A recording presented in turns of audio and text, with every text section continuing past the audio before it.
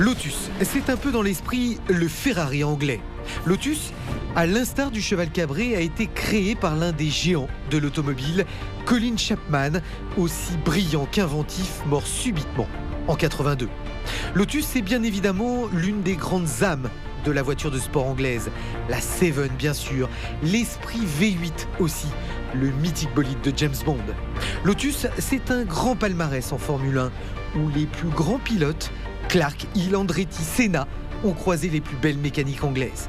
Vous allez voir comment la firme Dettel, restée trop longtemps dans l'anonymat, se lance aujourd'hui dans une véritable révolution pour lui permettre de redevenir très vite un constructeur haut de gamme digne de ce nom. Une Lotus, c'est vraiment une voiture à part. Elle est conçue pour les gentleman drivers, pour les passionnés qui veulent posséder une sportive qui apporte des sensations. Dans une Lotus, il n'y a pas d'électronique, c'est de la conduite à l'état pur, on fait corps avec la voiture.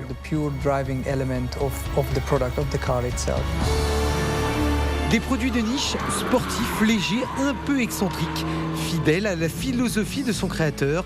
Voilà comment Danny Bahar, le récent patron de Lotus, transfuge de Ferrari, définit aujourd'hui sa marque, propriété à 100% du constructeur malaisien Proton.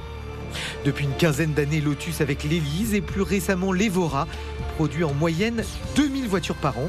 Ce n'est assurément pas beaucoup et de manière encore trop artisanale, Lotus n'est pas vraiment une entreprise rentable.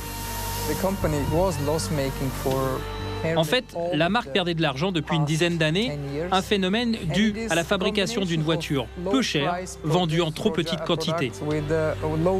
Un mauvais calcul.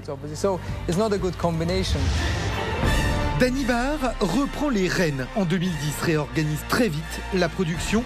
Et pour réaffirmer l'image de Lotus dans le monde, la marque revient en Formule 1 avec Renault.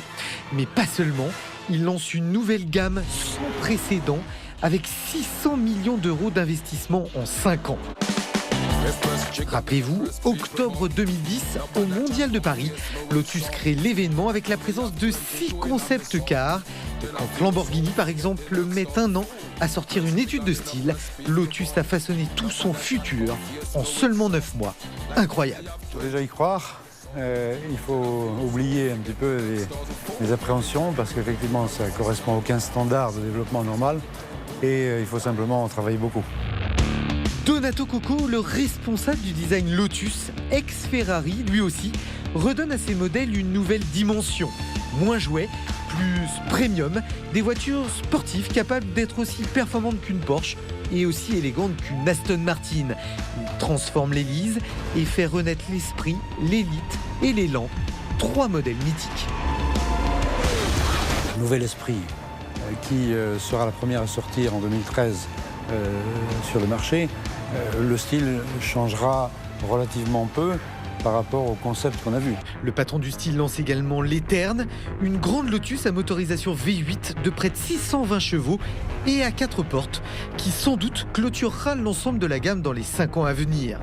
Un modèle d'exception pour une marque ambitieuse. C'est la voiture un petit peu en rupture. Les autres sont en continuité parce que Elite, Elise, Esprit, Élan sont des véhicules qui ont existé. Donc c'est la continuité d'une lignée.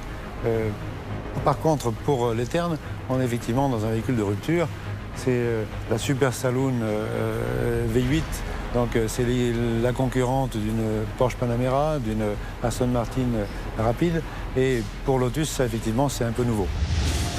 Nouveau aussi, la City Car, une surprise attendue peut-être pour 2013, une citadine à tempérament dans l'esprit Aston Signet. Elle pourrait inaugurer une petite motorisation hybride. Avec des 4, 6 et 8 cylindres, Lotus opère sa révolution mécanique également puisque le constructeur, jusqu'ici motorisé par Toyota, va fabriquer ses propres moteurs. On parle ici d'un V8 inédit, innovant et écologique. Il y a de l'électricité dans l'air et assurément de la performance. Que vous conduisiez en ville ou sortez d'un parking, par exemple, vous serez bien content d'utiliser une motorisation aussi silencieuse, sobre et écologique que possible. En revanche, dès que vous enfoncerez l'accélérateur, vous retrouverez une vraie sportive.